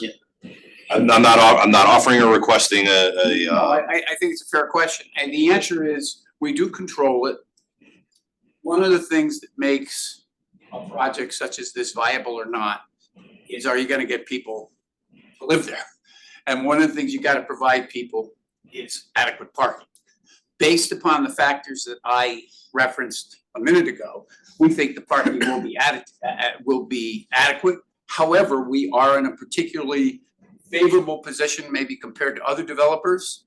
If we should find that there's a need, either on occasion or whatever, for overflow parking, special event, somebody having a birthday party, because we do control a lot across the street. Fairly stated? Fairly stated. Are you, Jane just wants to follow up on that. Yeah, go and ahead, then we'll follow go up. back to So- Jane. Sure. This is a separate lot you're talking about where the parking would be. What if that lot gets sold to somebody else? Then Yeah, that's why, it's not part of this application. I was just responding to Commissioner Avalon's question. So, I mean, right now, we do control it. Theoretically, we could use it, but again, we stand on our position that based upon the location, the finding of the Planning and Zoning Commission and their P O C D, our own experience, and the proximity of the train station, we think our on-site parking is adequate, and it would be consistent, as Mr. Schwartz said, put us in the TOD, And we're not here because under the formula that's presently in effect in the TOD, not part of the plan of conservation, the present parking requirement for the TOD would yield a parking requirement for this proposal of 23 spaces. My question to clarify more for my fellow board members was not in any way to either suggest a contingency or has any bearing on my approval of this type of this application. I'm just looking at parking in the general area, and if that is an option, I think it's an amelioration of any potential parking issue. My last question, because I put it on the record for all of your applications, what would the minimum handicap or ADA space requirements be based on the 18 units? Is it 4? Those would be, or 2. I'm assuming those would be met without exception for whatever we It's an grant. elevator service building, so all the units are type B units. You're required to have 10% type A units. For 18, there's 2 that would be accessible. Parking wise, because you've got 24 spaces, they will only require one accessible parking space. Okay. So you'll let the minimum meet the requirement regardless of reduction in number of parking spaces. It's a procedural question. When people come back and forth to the microphone, should they reintroduce themselves for the record when we listen to the recording? They don't have to do that? It's probably a good idea though, honestly. Yeah, because Reading a lot of transcripts on it, I think that's a very good point. okay, we'll just do that going forward. Now on. Hopefully you don't have to get back up, but we'll see. Katie, do you have any questions? Yeah. All right, I have 2 questions. One is, it's why wouldn't you just go and try to get a zone change? Well, a zone change to the TOD. Residential? Well, I mean, right now, the best zone I have, there's 2 options I have. Okay, I have the design commercial district, but that doesn't allow me to have wholly residential use. right. So I'm back to you. Or there's the TOD. But I can't make an application to the TOD right now for a change of zone to the TOD because they don't meet the minimum lot area requirement. So if I tried to go to the TOD now, I'm back to you. Okay. And saying, waive that provision of the TOD that says that we come back to the same spot. Okay, here's my second question and last question. In your discussion of the hardships, one being the flair of what the town is looking for, you talked about the hardship being zoning. Could you kind of state that one more time for me? Sure. On the parking variance, okay, the hardship is based upon this lot size question. That but for the fact that our lot is only 13,000 square feet and the current parking, the current requirements for the TOD is 35,000 square feet. I wouldn't be here, to use Mr. Schwartz's term. So that covers the parking, okay? On the hardship with regard to allowing full residential occupancy and, we've covered the ground floor issue, but full residential occupancy, as I've articulated it today and in the prior applications that have been before you for the same variance, the hardship here is that wholly residential use is precluded in an area where, as I indicated with the Google map, residential use, not mixed use, is the character of the neighborhood. And the character of the neighborhood is not benefited by doing the mixed use project that we actually got approved, because we didn't want to put 3 units of housing, yielding, by the way, no affordable units above a delicatessen or a nail salon. No offense to delicatessens or nail salons, but we didn't really think that was the vibrancy that the neighborhood is achieving with places like Trademark and Alta and Stonebridge. That's it. All right, does anyone else, go ahead, Joe? So you said there is an approval on the property currently for could you describe that? Yeah, the property was previously approved for a mixed-use development, retail, 3 residential units. And then it was approved also for an 8-30G, purely residential, 24 units. And you don't wanna go ahead with the 24. We didn't, when we looked at it carefully, we felt that the density was probably a little aggressive in terms of what we're trying to do. And well, I do actually do have a question.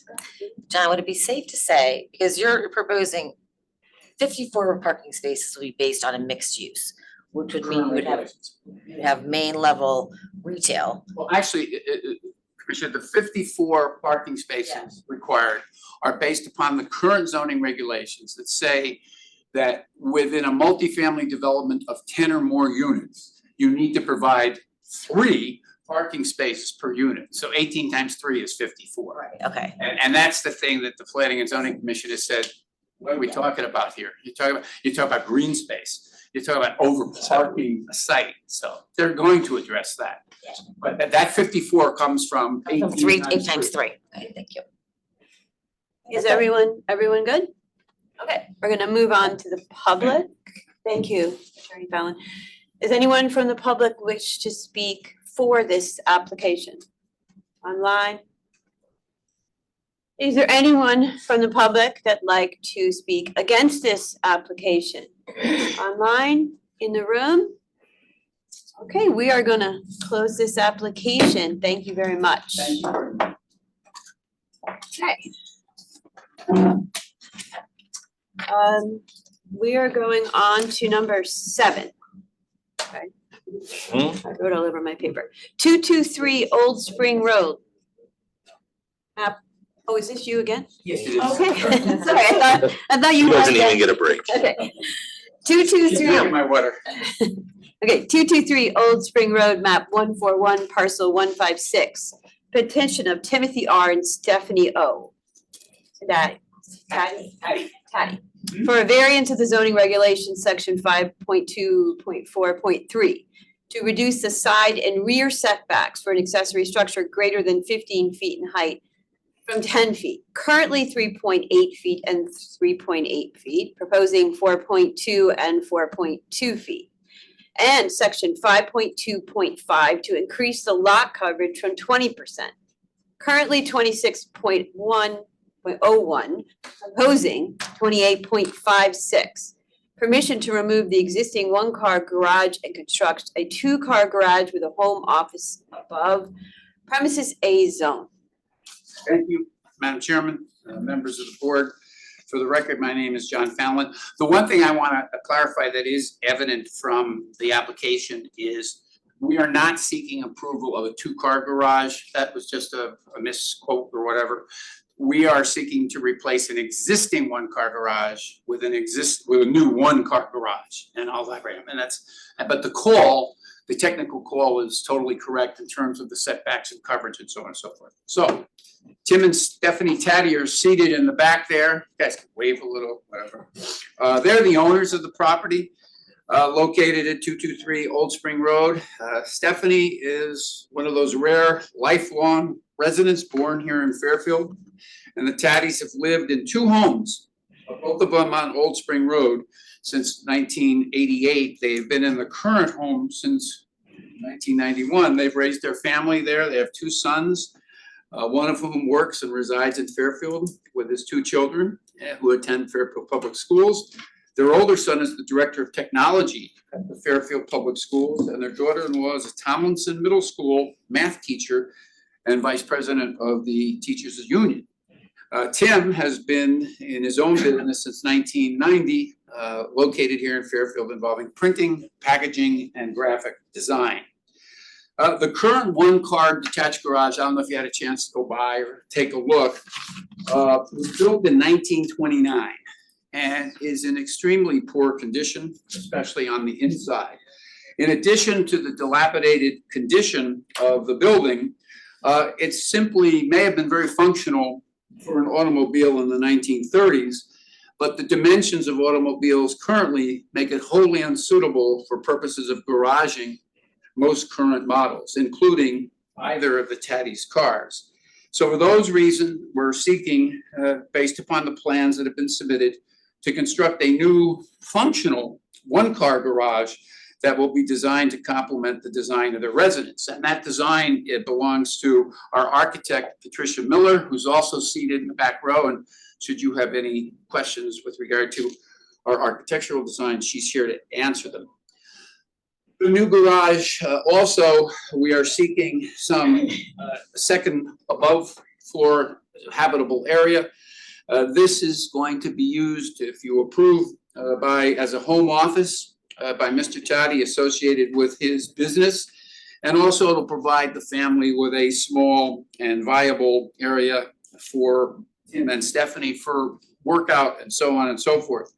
I point out in that regard that the existing dwelling is relatively small.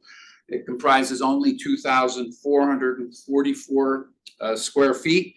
And there's simply not an opportunity to create such a home office recreational workout space in the main dwelling. The area to be used by them for purposes of workout and so on and so forth is why they're requesting a simple shower in that habitable area above the garage. With the limited space in the main dwelling, this would be extremely convenient and helpful to them. Now, the good news here in terms of the legal underpinnings is that we're reducing the existing nonconformities with regard to the side and rear yard setback. As the call indicates, the existing garage is presently nonconforming to both the side yard and rear yard setbacks, being 3.8 feet from both of those property lines. The new garage, as shown on the plans we submitted, will reduce these nonconformities and will be 4.2 feet from the side and rear property line. So we'll come back to that point in a minute when we talk about the legal underpinnings of the application. We also are seeking a variance of section 5.2.5 to increase the allowable lot coverage from the present 26.01% to 28.56%. The increase in lot coverage is due solely to the modest expansion of the garage footprint so as to provide sufficient dimensions so that it can actually be used to garage safely a vehicle. Also, we're seeking a variance of section 5.2.4.3 with regard to the side and rear yard setbacks, but as I said, the new structure will be less non-conforming in those respects than the existing. Property characteristics are important when we get to the hardship analysis. The property is located in the Residence A zone. It is a pre-existing and legally protected non-conforming lot with respect to both lot area and shape. As you all know, the present regulations in the A zone require a minimum lot area of 9,375 square feet. This lot, which is established legally for residential purposes prior to the adoption of those zoning regulations, is only 7,500 square feet. The same matter affects the lot shape. The current regulations contemplate a 75-foot square. This lot is only 60 feet. Now, when we get to the legal underpinnings, even I can't blow this because this is classic hardship bolstered by reduction of nonconformities. So if I blow this one, that's it. But seriously, 8-6A3, two findings you need to make. One, that what we're proposing will not substantially affect the comprehensive zoning plan, and that there is facts that arise to a finding of hardship sufficient for the granting of the variances as recognized by our case law. Okay, so starting with the first. I cite the Egan case again, that if the use to be allowed by the variances is consistent with other uses in the area and or is a permitted use in the zone, then the first part of the test is met. The granting of the variances obviously will not change the use of the property, which will remain single-family residence as explicitly permitted in the zone. Other than the variance requested for coverage and setbacks that I've outlined, no other variances are sought, and the proposed new garage will comply with all other technical requirements of the regulations, including FAR, which I think is an important consideration. Notwithstanding the non-conforming status of the lot area, Our coverage, our FAR will be 34.48%, well within the 40% allowed in the zone.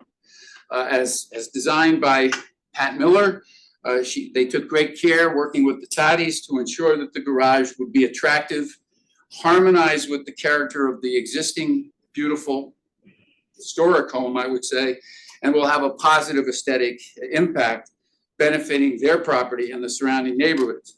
The Taddies went to, as they should, great lengths to contact all of their proximate neighbors, show them copies of the plans, and we're pleased that the neighbors, so many of them, all of them, as we know, were unanimous. I've submitted this electronically, but I will provide you with copies of the petition. Thank you.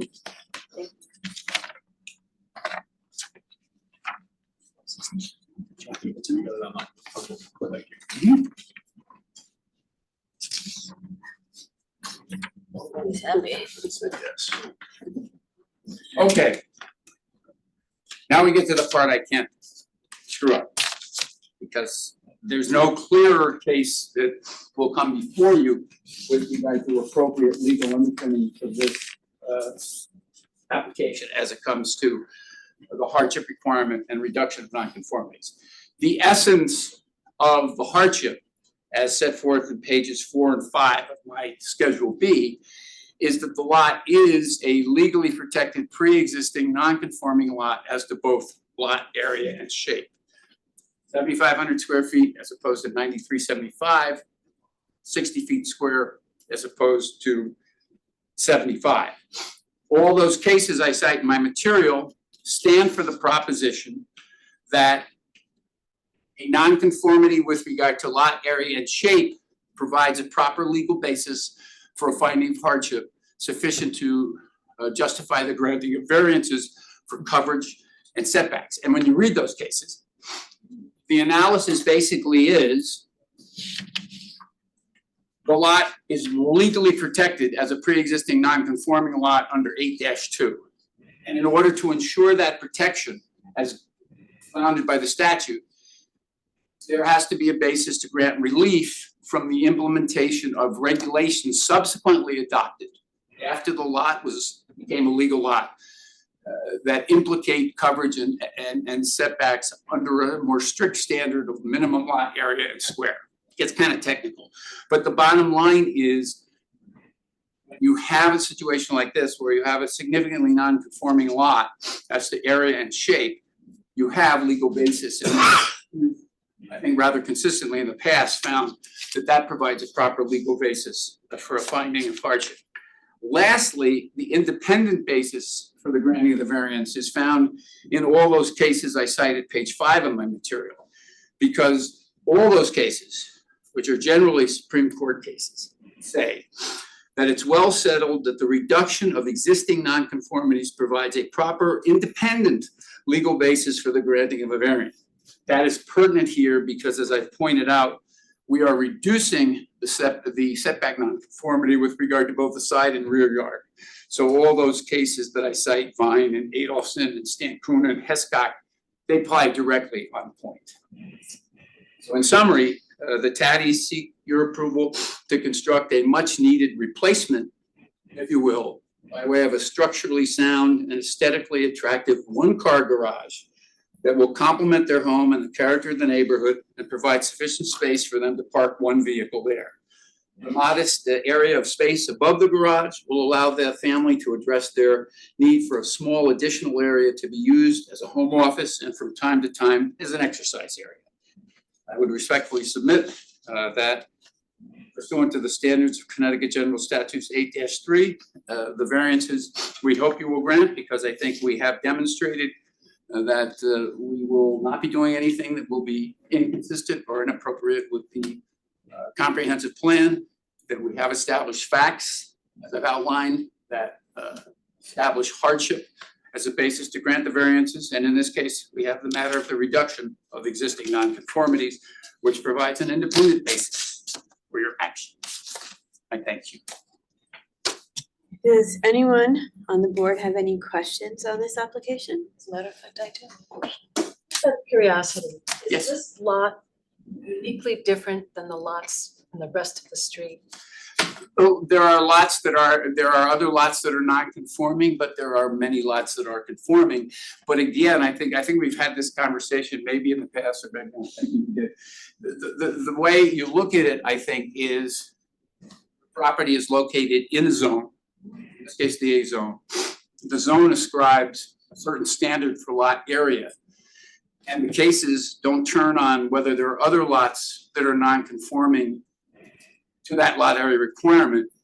It turns on the fact that we have a statute, 8-2, that says non-conforming lots are legally protected. And therefore, so say the cases, if you're gonna protect the non-conforming lots, that's how they arrive at the hardship level. One interpretation that says the lot is basically the same size as all the other lots. Yeah, which isn't really the case here either, although I wouldn't say that there aren't other lots in the neighborhood that might also be non-conforming, but the pattern in the neighborhood isn't homogeneous.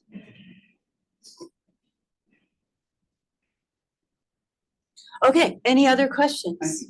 I always ask one question, Yes, sir. council, because there's a really pretty tree back there. It's not gonna be affected by the build. No. Sweet, that's all I We're gonna needed. basically build the new garage on the same footprint, although we are improving the setbacks. Absolutely. Thank you very much. Anyone else? Joe, everyone? Everyone good? Okay, thank you, Attorney Fallon. Thank you very much. Is there anyone who would like to speak for this application? Online? Is there anyone in opposition of this application? Okay, we're gonna close this application. Thank you very much. Okay, and last but not least, number 8, 83 Shadowwood Road, map 145, parcel 38. Petition of Bonnie and Howard Maya for the variance of the zoning regulations, section 5.2.4.3 to reduce the side setback for an accessory structure from 10 feet, proposing 6.6 feet. Permission to legitimize an existing shed, premises A zone. I hope everybody is having a good late afternoon. Could you introduce yourself and your address? I'm Howard May, I'm the owner of 83 Shadowwood Road. In the audience is John O'Brien, he is my partner for battery installation. And we are working on a battery installation project. As part of that project, Mr. O'Brien and electricians that are working on the project made a recommendation based upon that the battery should be, rather than being installed on the outside of the property exposed to the elements, to be installed in a shed to protect it from the elements for both short and long-term performance. Examples such as being in the hot sun in the summer can degrade the batteries over time. Being exposed to more elements in the winter can actually degrade its performance at the time of actually needing the battery. And so based upon that recommendation, we are trying to place them in the shed. And so for practical purposes, the shed would need to be placed close to the electric panel, which is located on the west side of the property. And so that part of the property is the part of the property that borders the undeveloped property that is owned by the Marble Company, Marble Granite Company. And so that is the hardship is that placing that shed 10 feet away would require us to both move an existing walkway that exists there, as well as just practically it would end up blocking a lot of the utilities across the side of the house, which includes natural gas, includes our central air conditioning, includes exhausts for our heating, as well as electric panel itself. And so we are asking for a variance so we can still be within 6.6 feet from the undeveloped property owned by the Marble and Granite Company. All right, does the board have any questions? Go ahead, Jane. What are the dimensions of the shed? It is an 8 by 12 shed.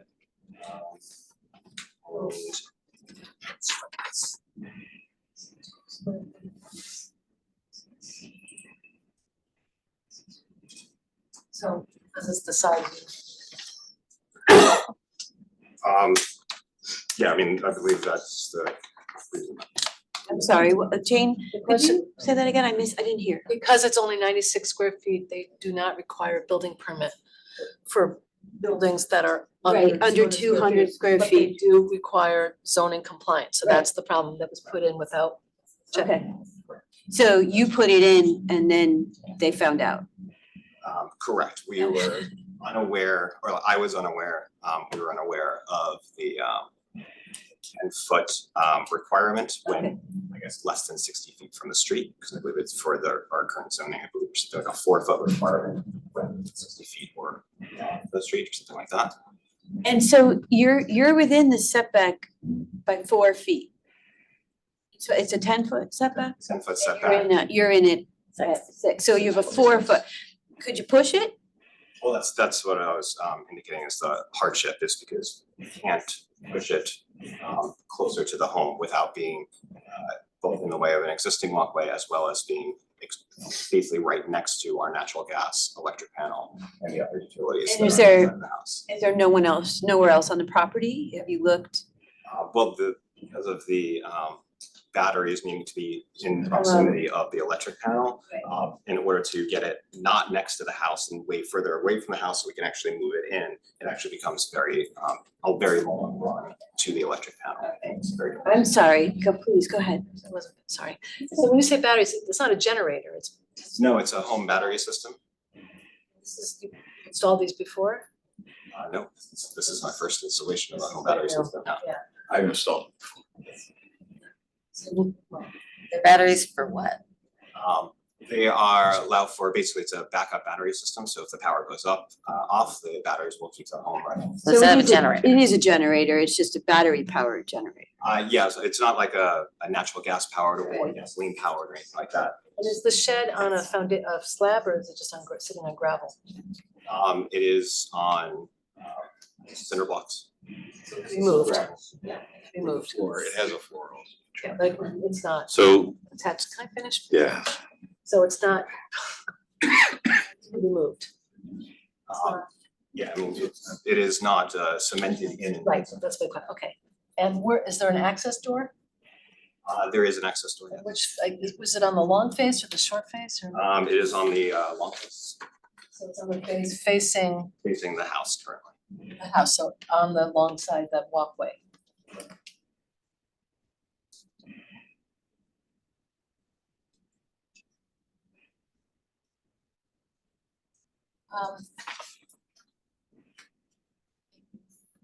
Right? Go ahead, Katie. So just confirming, this is an existing shed that's already there.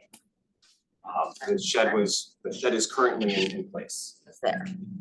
It is. How long has in it been place there? right now, But it was put in place during the course of this project due to our misunderstanding. Oh, gotcha. So it's a That's why we're asking relatively, for the variance at this point. it's not a new shed, but it's new to this project. Shed. When did you put the shed in? So 4 months. Okay, so- Okay, does anyone else have questions? Are there any neighbor, I may be missing it, are there a neighbor? Oh, yes, there are. It's the marble company. Well, no, the neighbors. Oh, signed off. Yeah. Yeah, so we basically were to get signed petitions from the 3 neighbors that actually have dwellings on those properties. We actually did reach out to that neighbor. There was a contact that the town had.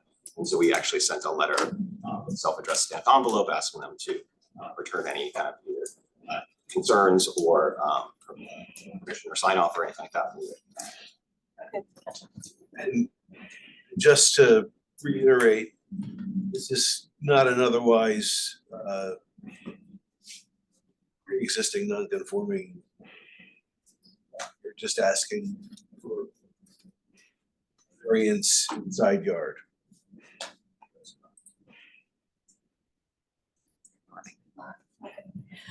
Okay, does the board have any more questions? No? Is there anyone who would like to speak I'd like to, for this project? for the project. All right, please. State your name and address. My name is John O'Brien. I'm with Eco Solar Installation. We install renewables and batteries and things like that My address is 12 Huntington Drive in Branford, Connecticut. Howard has an existing solar system. All the equipment for that is on this side of the house. It interconnects into the electrical grid. By code, you put a battery in a garage or outside. You can't put it inside the house. The garage on the other side of the house, so that would require electrical conduit in the house, in the basement, through to the interconnection on that side. Any equipment that's on the side of the house requires a 3-foot space around it. And that led to what Howard's talking about, the walkway and everything, that it couldn't go any closer to the house than it is right now. That's all I have to say. We also have restrictions about adjacency to windows, is that? Yes. Additional windows on that side. Yes. And so this shed is away from all that. Safety aspect. Yes. Thank you very much. Okay. Okay, anyone else who'd like to speak for this project? This application, excuse me, and then if not, is there anyone who would like to speak in opposition to this application? Okay, I don't see any, so we're gonna close this application. Thank you. And I believe that closes our public hearing.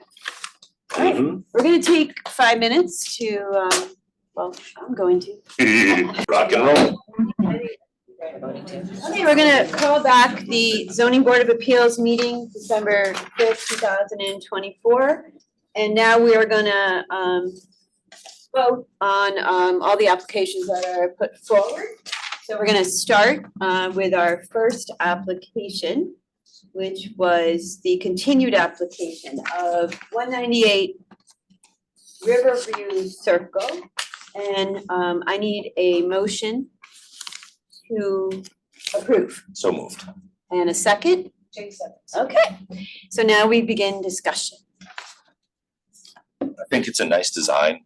I think it's consistent with the area, and I think it's been well planned. I think that's what we've done. I think the hardship with the way the Riverview Circle go, the hardship is just the way the way the land cuts into their property. Yeah, it's got the two frontages. Yeah, it's not an easy lot. Okay, anyone else have anything to say? If not, we will take it to a vote. Okay, so if you guys don't care about, well, I'm gonna have you go first and we'll just go down the line excluding me. Yes. I'm sorry. No, I don't care. It's fine, I'm kidding. Yes. Yes. Yes. Yes. Yeah, that cares. So just so everyone, I know everyone already knows, but you need a super majority to get approval. So 4 out of 5 of us have to say yes in order to be approved. So that is approved. Okay, our second application is 41 Abbey Road. No, 10 Horace. 10 Horace Court. Yep. I need a motion to approve. So Okay, can you second that? Can you second? I'll that? second. Okay. So, let's discuss. This is to legalize an existing use, correct? Yep. I don't think it's first of all, I don't think it's a very big deal. It's already there. It was there before she bought the property. It's not something that she did and she's asking for permission to fix. It's something that she needs and she's doing quite literally out of her own civic duty in some way. This is the one, are you not voting on it? No, the next one. Okay, I can talk. sorry. I know, I was like, why is she talking? Okay, anyone else have anything else to add to number 2? Okay, It's a small number. all right, are we ready to vote? That's number 1. Yep. Number No, one. we're back to number 1 Yep, because I we're on keep number saying 1. so. Okay, so please, Yes. okay, Yes. Jane? Yes. Yes. And I am a yes. This is the one I can't talk. Okay, so this is where Katie's gonna not talk and Howard's going to talk. Harold. Okay, this is 41 Abbey Road and this is another legal existing use presented by Attorney Brizio, I believe. Okay, so let's discuss. Oh, gosh, motion to approve. So moved. Second? Jane seconds. Okay. And again, I'll reiterate kind of the same in terms of discussion. It's not something that they did. It's a 35-year-old existing condition brought about by something that they did to improve safety on the property. Didn't change anything in terms of the build or the outlook or the shape of the house. Anyone? Anyone have anything to say? Okay. Okay, so we will vote, which means I guess you, Harold, are gonna go first. Yes. And now you, Yes. Jane, Yes. Yes. and yes, that passes. Now we're on number 3. Is that right? Okay, 137 Millard Street. Lady Chairman, I'm going to excuse myself. Thank you so much, Harold. Okay, 137 Millard Street. This is, I believe this was putting a new house on the existing foundation. Okay, we're gonna, a motion to approve. So moved. Okay, can I have a second? Second. Okay, Katie seconds. Any discussion? To me, it looks very reasonable and very in keeping with the neighborhood. They're not increasing the footprint. And if you look that in that neighborhood in Millard, which I'm sure we all have, it's all ranches that have been blown up. And it's under the FAR. Correct. And it's not gonna be a super high one because they're filling in the high elevation, so I think it's very reasonable. That being said, is everyone ready to vote? Okay, so Yes. yes for Katie? Yes. Yes, Jane? Yes. Harold? I mean, now I'm calling him Harold. Joe? Yes. And I'm a yes. Okay, that passes unanimously. Number 4, 1141 Fairfield Beach Road. This is where we're talking about the height variance. It's home lift. FEMA based. I need a motion to approve So moved. and a second. 2 seconds. Okay. Discussion. Gotta make it FEMA compliant, gotta make it safe. And if you look at the 3 diagrams, it's not remarkably higher than the center option that wouldn't technically work. So to make it work, I think it's a reasonable ask. I mean, they can't be FEMA compliant without breaking the height restriction, correct? Does everyone agree with that? Right. The one option they do have is stay under the 50%. Right, and don't do anything, right? Yeah. Right. They don't have to do that. Right. The end goal is, I think, the end goal, I think is FEMA's trying to make everything compliant as possible. Unfortunately, these houses tower over each other, Yeah. create canyons. Yeah, in the they're beach area. so tall. Yeah, put the toothpaste back in the. I mean, there is one other option. They could take off the second floor. But I'm just, from a practical standpoint, that's not real, but it is another option. Okay, Yeah. so if we're good, we're gonna vote. Katie? Yes. Yes. Yes. Yes. And yes for me. Okay, number 5 on the agenda, 1163 Oakla Road.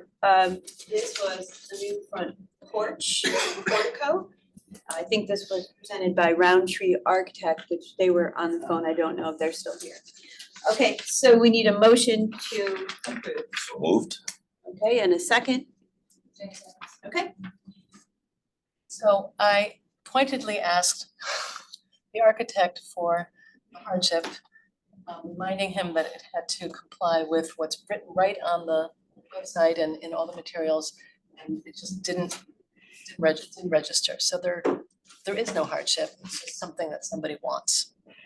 There are plenty of houses that don't have front entrances that you just walk up to a front door, so it's not a unique situation. Not in favor. But I think it's a remarkably reasonable ask. I don't think they're doing anything that's out of character with the neighborhood. I don't think that they're asking to blow anything up. I think it's just it's a portico. It's gonna be a pleasant view addition to the visage of that house. And there was no objection from anyone anywhere. I think they had signatures in the application. They had, I believe everybody in the neighborhood was good with this. I don't see any real basis for not granting it. So there's no hardship. I think, Good job. I think additionally, well, I do think, again, it's 0.5%. And I get it. But I do think that whole, and this came again with 201 Old Mill, I think it was, that this little R3 zone, or R2 zone is plopped in the middle of an A zone. And if you look at the people directly across the street from this house, they're in A zone. They could do that. They have far less constraint. They have more coverage. They have 20% versus 15. But there's always another zone attached to another zone. Yeah, but you could be right No, plopped I in the mean, middle. this is This is literally. like across the street. I mean, like that. If I look across the street from this house, like, oh, you guys, oh yeah, you're all in A zone. Rats, I'm not.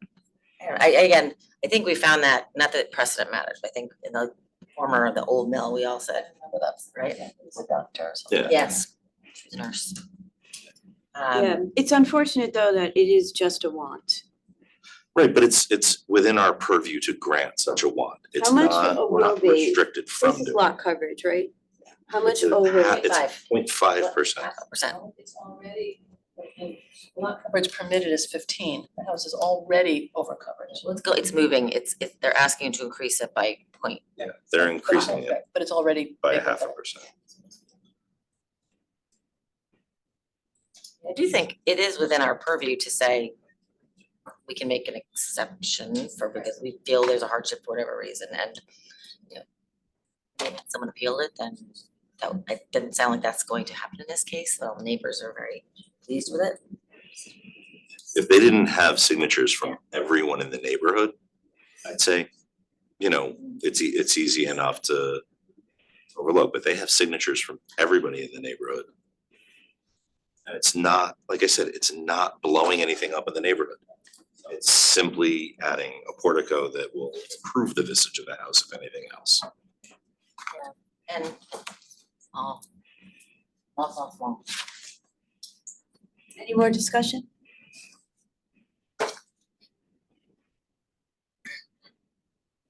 Joe, are you okay? Yeah. Okay. I mean, I'm okay to vote. Okay, so we're gonna vote, Katie? Yes. Yes. I'm gonna say no. No. And I'm gonna say no. So unfortunately, that does not pass. Okay, we're on to number 6, right? Yep. 1427 and 1443 Kings Highway.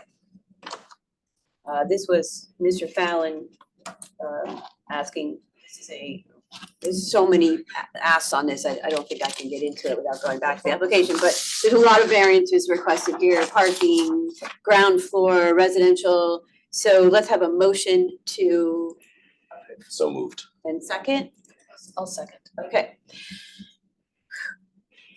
Anyone want to start? So he's basing a lot of the argument for this on something that may never happen, on a POCD that may not even last for 2 years. I think they have plenty of time. It's not, what's the deadline to cut over? Some what year? Sure. So anything could happen in the next year, right? But in any case, that's not what we make decisions on. To deal with the current documentation and the current regulations. So that's setting aside all those arguments. He's asking to allow residential use on the ground floor. He's not putting residential use on the ground floor. It's common area on the first floor. There is enclosed space, Well, so it's it's- common area. It is residential, it's So- for use by the Right, So this residences. is a 4-story building.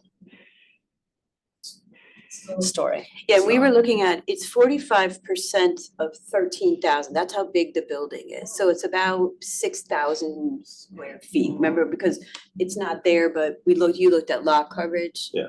So it's about a 6,000 square foot building.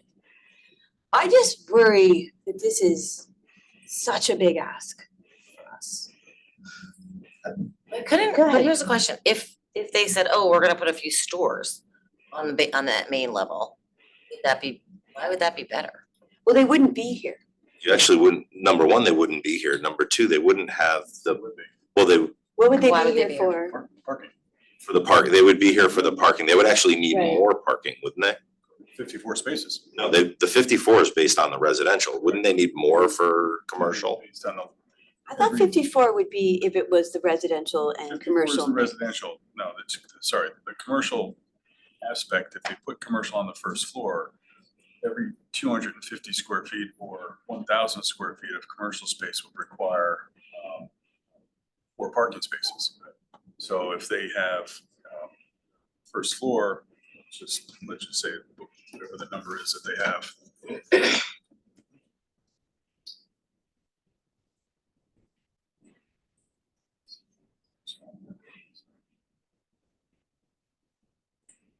I don't think they actually do, but I didn't see any.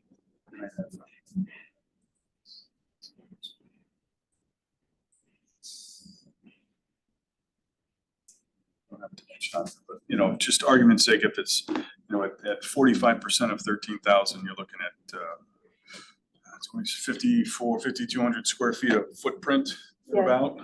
So you got a 5,200 square feet of first floor, that's almost 20 additional parking spaces.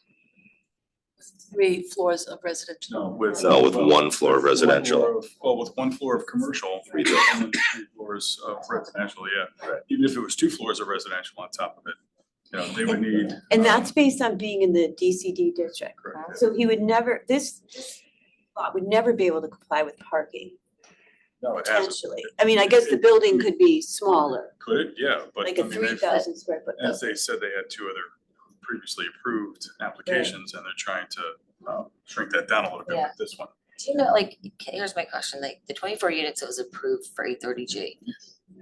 How many, was that also 3, or was that an extra story on it? I don't remember off the top of my head, but I believe it was a similar, it was Then you'd have to probably go up an additional story. parking on Right. obviously below, and then they had. They'd also have They're probably, gonna add they'd also have single bedroom fit outs probably. Well, I mean, I think also, Fit outs, They had 1 and Say- 2 bedroom. right. right, How many was it, parking spaces did it need? I can't remember.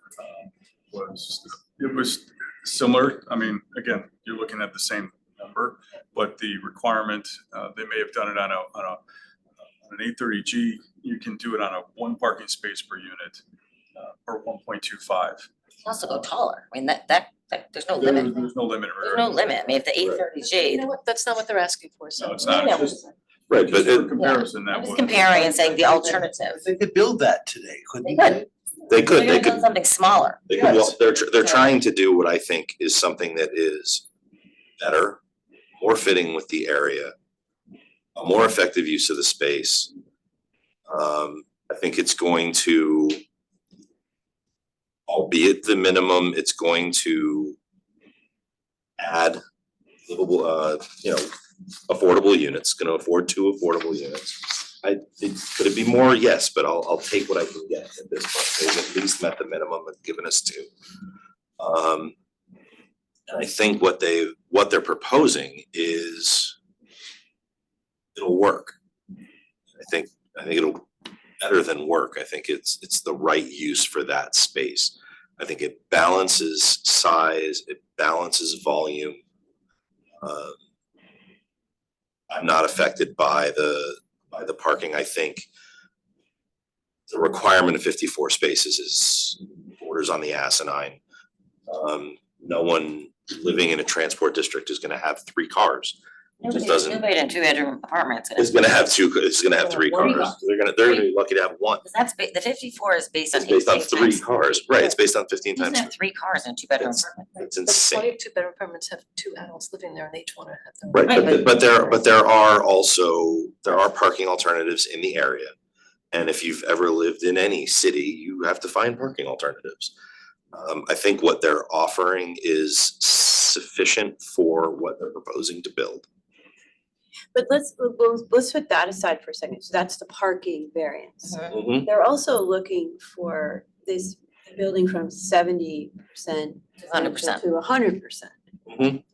How do we? I don't think, if you look at that space, if you look at that street, first of all, where that building's gonna be situated, to put a business on that first floor, you're gonna have turnover every year. Yeah, cause no one's No one's gonna go there. No, it's not gonna be a sustainable space for business. Utilizing that first floor for common area and parking makes sense. The residential is what we need. We need units. We have plenty of commercial. Yeah, I we shouldn't have, say that, I don't know that. it's not even that we have plenty of commercial, it's that we need residential units. This what they're proposing to build, I think has a conscience or a consciousness of what Fairfield is, what we want it to be. And I think, like I said, I think it fits what the town needs. We're here to steward what we think the town needs, what we think it should look like. I think 100% residential use is the most viable use of this physical space In that location. in that location. And correct me if I'm wrong, that even we approve, it still has to go to the zoning No, it does, commission yeah. to approve that change. We're only the gateway to, Structure, it's a special permit. we're the gateway for them to get to planning and zoning. Yeah. Planning and zoning commission. So this is a reduction in density from what's already approved for the property. If overlay were allowable for a 10,000 square foot lot, they wouldn't even be here. And they're building in accordance with the density of that overlay, but they're really coming to us to ask to do it in a smaller than approved lot, but with less density than is already approved. I don't have a problem with that. Okay, are we ready to vote? Yes. Yes. Yes. Yes. Okay, so that is granted. Okay, we are going on to, are we getting, okay, Seven. number 7, 223 Old Spring Road. This was also Attorney Fallon. And this was the garage, replace the garage and put a second story on. Okay, can I have an emotion to approve? So moved emotionally. And I need a second. Second. Okay, so let's discuss. Or This is basically the easiest one. that's what he said. Like but he's right. It ameliorates setback problems. It has no FAR increase. And it's gonna make the space A functional and B, it's gonna look right within it's gonna fit. You're not doing anything And it's a non, insane with it's a this. non-conforming lot. It's a non-conforming lot, Conforming, they'd have an extra 300 square feet to work with, and they wouldn't have to ask for it. easily. Any other discussion? Yes. Yes. Yes. Yes. Yes. Have a nice holiday. Okay, and we are on last but not least, is that correct? Okay, number 8, 83 Shadowwood Road. This was presented by the owner and the manufacturer or the construction. This is the shed variance for the generator in the shed. We need a motion to approve. So moved. Okay, and a second. Okay. Discussion? I think based on what the requirements are for the power storage and what they need, it's fine. It's also, as Jane likes, it's movable. It's sort of a temporary shed, because it's not gonna be there forever. Right. Technology will take it away. Okay, any other discussion? I'll say what I have said before.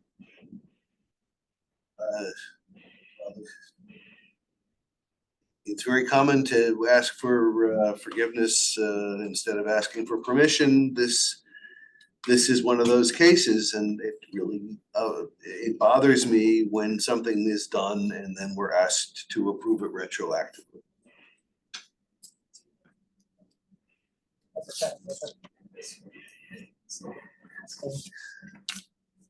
Don't answer me, but think what you do. Okay, are we ready to vote? Yes. Yep. Okay, Katie? Yes. Yes. Yes. Joe? Yes. Okay, and I'm also a yes. Sweet. Okay, I'm gonna, unless I can't, I'm gonna close this meeting. Please do. Well done. Well done.